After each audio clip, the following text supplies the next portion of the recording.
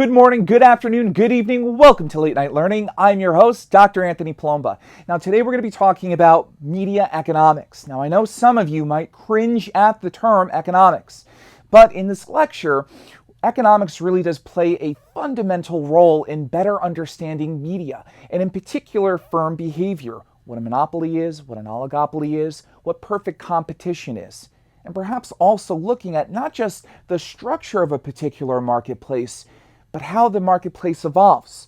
How does it mature? And for some marketplaces, how does it dissolve over the course of time? When we think of the dissolution of a marketplace, we might think about the video rental marketplace. Now, some of you who are watching this probably were perhaps in elementary school when the last vestiges of video rental stores were circulated around the planet and were still patronized by a lot of people. But over the course of the last 15 years or so, the video rental market has dissolved. New technology, in particular enhanced broadband connections, smart screens, and the accessibility of platforms has really made that particular market futile. Nobody really goes to rent videos in a physical brick and mortar store anymore. And so in this lecture, it's important to think about how these marketplaces are structured and also how we figure out as media firms how to best serve our clients, namely our customers. And so in this lecture, we're also going to be looking a little bit at how we look at how to create products and services for our customers so that we can successfully compete in the marketplace. Let's get started. So in our earlier lecture, we talked about what is media management. Now, media management can be broken down in a whole gamut of ways, but here I particularly break it down into two areas of focuses, or foci, if you will. First, we have audience-centered study. So it's the study of audience consumption habits around television, film, newspapers, radio, music, and other media consumption.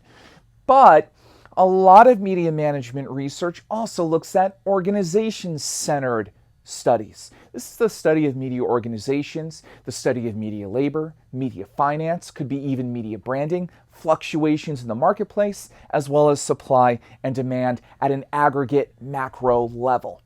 And so it's important to break this down because when we think about media management, we may first, as I do, think about audiences. And some media management scholars would say, well, that's the way you should be doing it, of course, because audiences really do dictate how media firms serve them. Audience preferences, tastes, and behaviors really should guide a firm. But many media management scholars, namely many of those who are in Europe in particular, would argue that it's actually more important to look at media organizational behavior, looking at how media firms behave, because ultimately media firms will make decisions to introduce new products to the marketplace, and audience research sometimes factors into that, and sometimes it doesn't factor into that, or it may factor into that to a lesser extent. And of course, there are media management scholars who are in the middle of this who say, well, why should there be any kind of discussion? Both are relevant. And I tend to err on that side. Even though much of my own research is audience-centered, it makes sense to look at both here. Let's move along. Why is media and entertainment different than other businesses? Why are we even studying this? Why are all of you planted in seats listening to this or watching this? Why are we even bothering studying media and entertainment? Well, there are inherent differences between entertainment and media products and services compared to other industries, compared to housing, compared to CPG, compared to retail, compared to the healthcare industry, compared to the automobile industry. And so in this portion of the lecture, we're going to delve into these particular differences that really make the study of media and entertainment industries that more relevant and that more unique. Let's move along. Perishability. Now, I tend to eat acai, or some of you call acai bowls, every morning. And I tend to have my blueberries, my acai, acai, actually, it's pronounced acai, berries in my smoothie, along with bananas and strawberries. But I'm not going to include them in my smoothie if I open my fridge and find that they have perished, that they have expired. Now that's an interesting concept. Media products are perishable, but not in the way we typically think about it. Does a TV show really expire? Does a newspaper expire? Well, sort of. Media products are usually timely for only a particular amount of time. If you are a writer at the New York Times and you put out an article, well, it's probably only relevant for maybe 6 hours, maybe 8 hours. If you've written about the Mueller report, it may be still relevant even now. But by and large, we have expiration dates on media products. Newspapers are often only useful for one day. Can you imagine going through all of that trouble and the next day you have to do it again? Even magazines are often useful for a short duration. And a lot of these products purposely place timestamps on them to indicate to consumers what they're useful for. The next time you're reading ESPN, the magazine, Sports Illustrated, Variety, Hollywood Reporter, look at the date. The date will tell you what it's good for. It might be the week of, or it might be a particular time period. Perceived freshness of music, television, film, and radio are limited in scope. And so really what that means is the next time we think about playing a song or we think about watching a television show, we have to make decisions about whether or not we're going to view them. The fact is, there's a lot of media available at our disposal. And the problem is we don't always know what kind of media we want to select. We might think of something that's newer. We might think of something that's older. And so a lot of media producers really have to think about, well, if I produce this record, may people still listen to it in 10 years? Is this going to knock people out of their seat? If it's a movie, what other platforms may I place it on so that it may have longevity in the long term? And so perishability really does separate this industry from others. Is your house perishable? Well, probably not. If your house was built even 100 years ago, it's probably still able to be on the market and be sold. This is not the case with media. There's so much that's made, it's very difficult to have it be perceived as fresh or unique for very long. Let's move along. Highly creative employees. This is an industry that really does invite artists as well as managers to kind of work together. It's really unique in that sense. Sure, being an accountant has a certain level of creativity. So does being a real estate agent. So does being a chef at a 5-star restaurant. But here in the entertainment industries, the employees are artists, they're content creators, and namely, they're outside-the-box thinkers. This warrants a really strong interrogation into how do you compensate employees who are artists? Do artists work a 9-to-5? Well, no. Many artists may work 18-hour days. If you go on a production set, and I have a few friends who work on film and television shows, they may be at a production site for 16 hours, Monday through Friday. And so that kind of dedication and that kind of work ethic is very different from being in finance. It's very different from perhaps being a medical doctor. It's very different from being a teacher or a professor for that matter. And so employees are very, very unique in this industry, and they really do bring with them a high level of creativity. It's very difficult to measure how creative energy is matched against output as well. Additionally, not everybody is at the same level of creativity, which makes things even more complex when compensation is discussed. It isn't as though in your 5th year as a producer, you're guaranteed $100,000 as a salary. That's not how this works. Ryan Murphy has long been in television, nearly 20 years now. In fact, I believe he's been in television a bit longer than Shonda Rhimes, but they may be compensated way differently, right? They're both right now housed under Netflix. They've both left Fox and ABC respectively. And so creatives are given a range of time frames to produce products and services.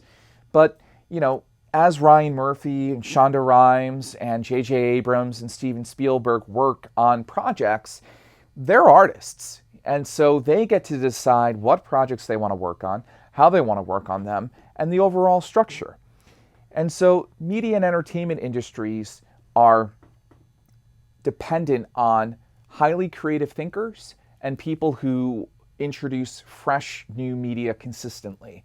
As some of you might have gathered, this also leads to burnout pretty quickly. And it does. I've had friends who have worked in Hollywood for 3 to 5 years and then have, turned toward earning a PhD for academia. And it's not that earning a PhD is any easier than working in Hollywood, believe you me, but it does signify that, it does burn out people pretty quickly. It's very difficult to sustain working those kinds of hours, especially if you want to be in production in the future. Let's move along. The organizational structure. This is another reason why the entertainment and media industries are different than other industries.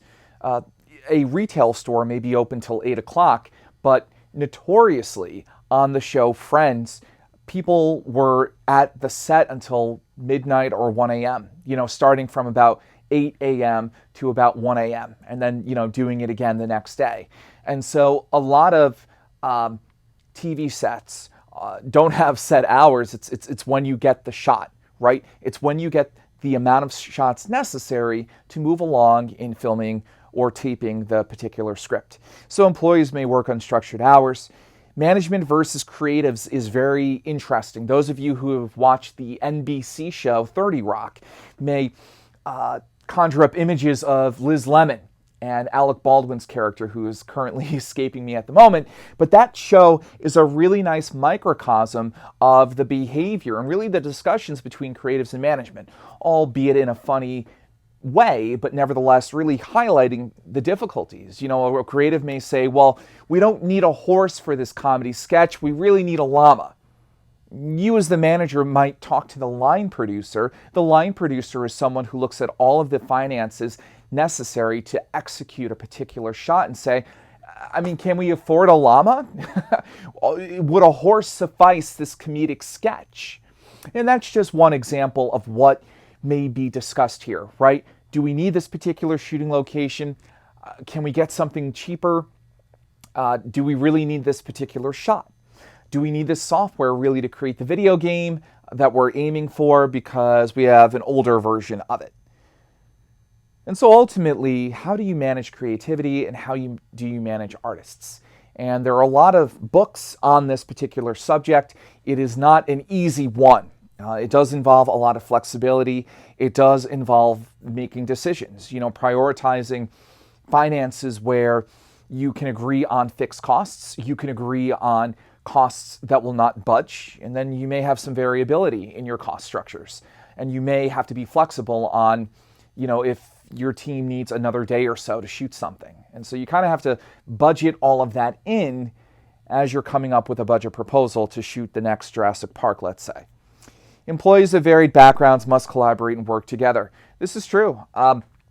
I have friends who work on TV sets and film, as I've said earlier, and some of them are really good at editing, some of them are gaffers, some of them are involved in lighting, some of them are assistants to directors, and some of them are aspiring writers. And there are a lot of different skill sets that are relevant in those jobs. And so it's really crucial that all of these employees learn to work together, despite having different skill sets and despite having different perceptions of what work should be.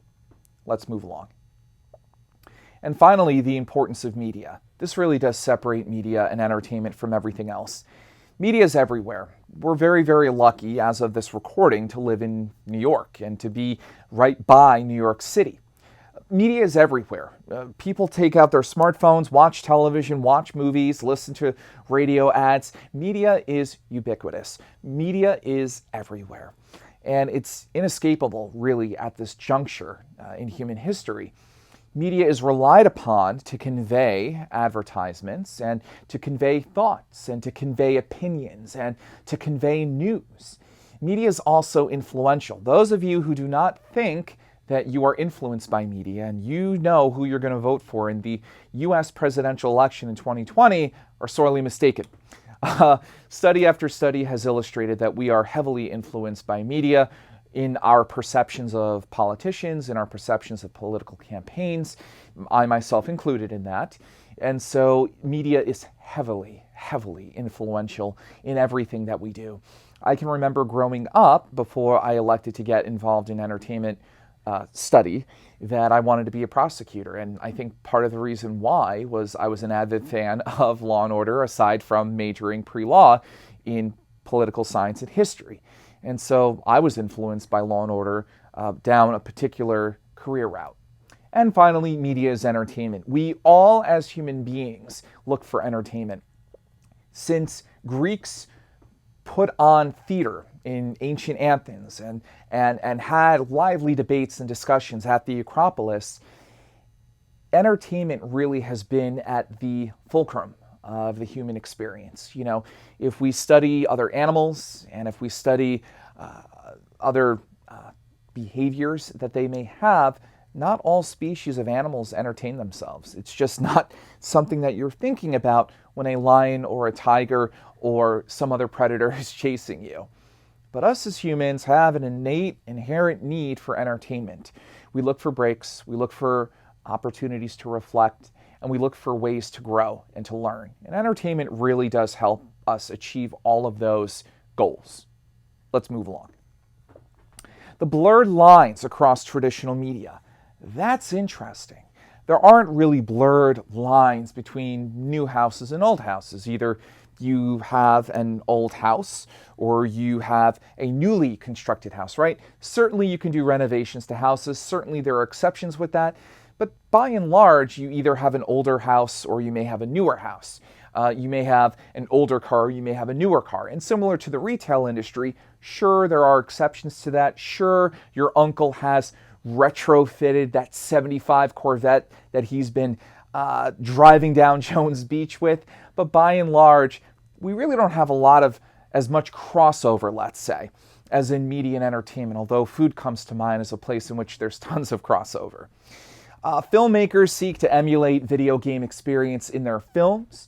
We're seeing adapted video games as films. We know that Super Mario Brothers is, in fact, going to be in a movie in the next few years.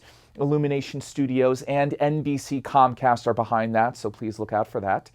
We also have inserted gaming as well.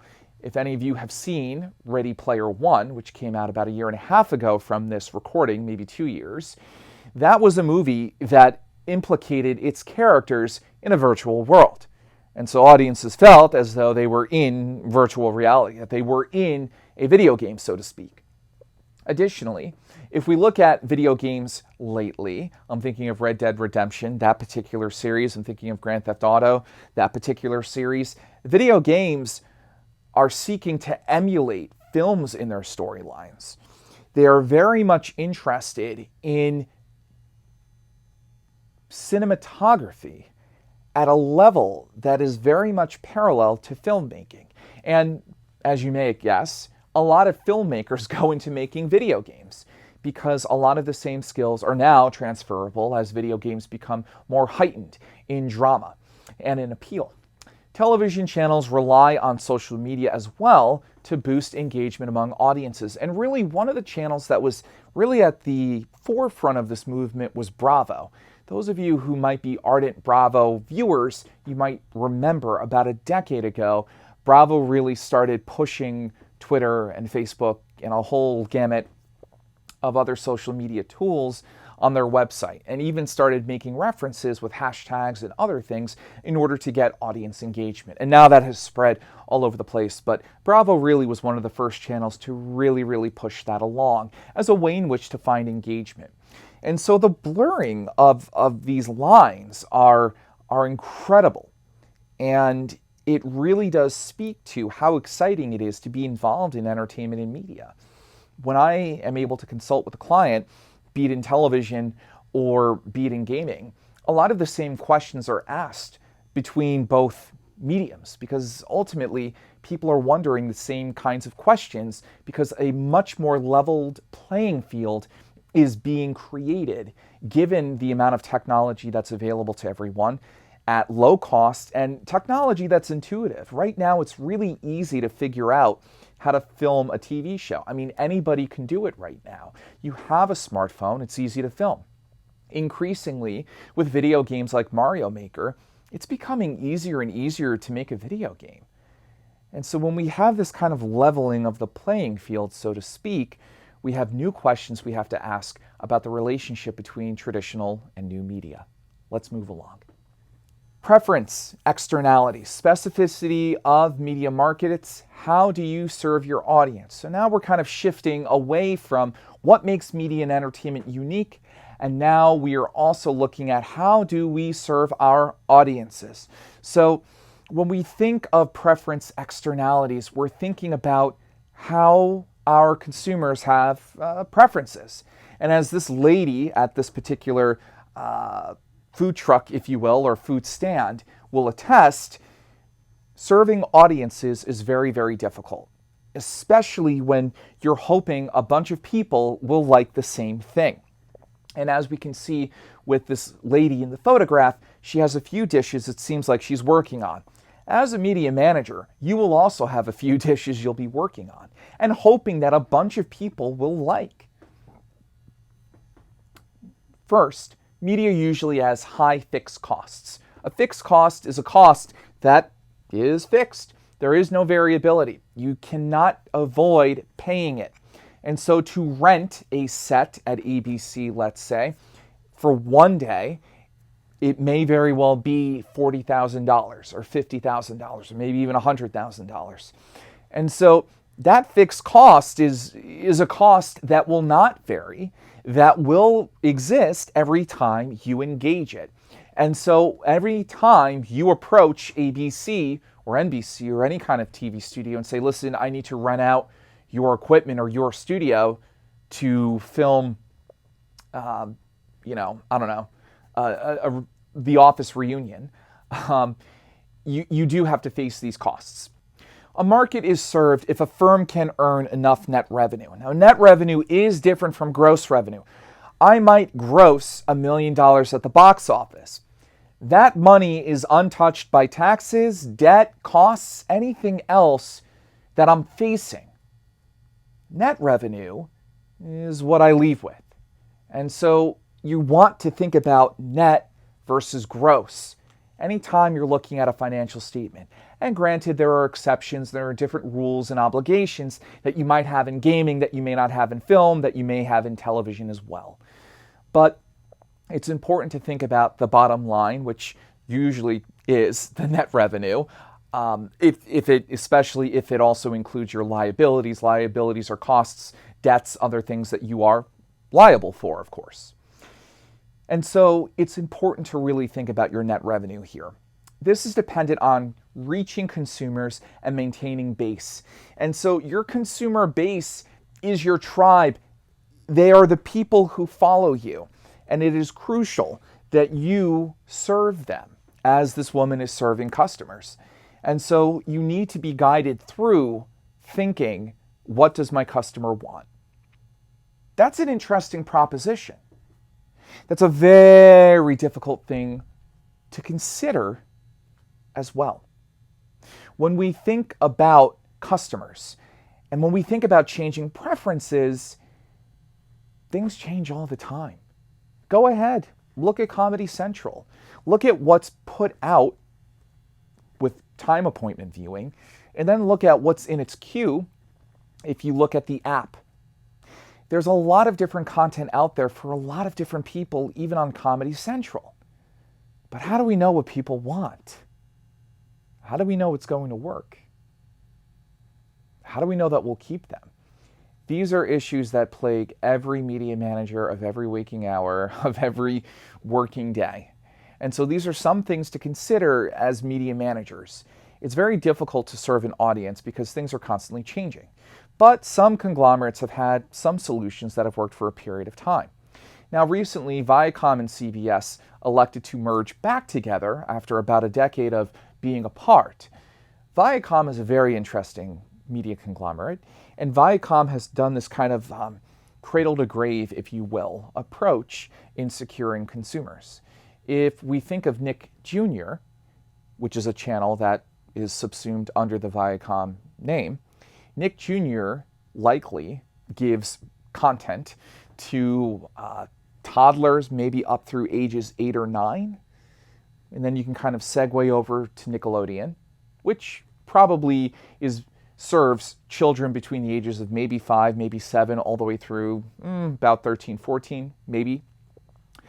And then another channel that Viacom has is MTV. And MTV serves probably 15-year-olds, maybe through 30-year-olds, maybe older, but probably about 18 to 34, maybe 15 to 34 demographics. And then you have VH1, which serves probably 25-year-olds to about 45-year-olds, is my suspicion. And so you can see very carefully that Viacom has laid this out so that they can constantly cross-advertise on their channels and keep consumer segments moving along. Businesses are only as attractive as they get new customers. That's important to understand here. And so while you might be a channel that might be for young people, you have to keep attracting young people. And so channels constantly have to think about who's coming to us and who are we saying goodbye to. Do we want to say goodbye to them? Do we have to say goodbye to them? For the new people who are coming in, what's their ad spend value? Will advertisers come to us begging us to put their commercials on television because the audience we're bringing in is very value to them? Or will they not be? Now we know, typically speaking, 18 to 34-year-olds, you could even argue 18 to 45-year-olds, are the primary demographic for advertisers. Why? Because really, and academic studies have illustrated this, as have industry studies, really people don't crystallize their brand loyalty until about 35 years old, maybe at about 40 years old. That means that the Old Spice deodorant that your grandpa uses, he's probably been using for the last 40 years or so, maybe last 30 years or so. And so because 18-year-olds really don't have as much brand loyalty as people who are older, who have used a product for a longer time, they're still susceptible to being persuaded. Try persuading your uncle to try a new brand of chicken broth. Try persuading your mom to try a new brand of car, let's say, a car brand. It's very difficult as people get older to persuade them. And so it's very interesting and very complex to study this particular situation. Well, that's all the time we have on Late Night Learning. As always, keep laughing and keep learning.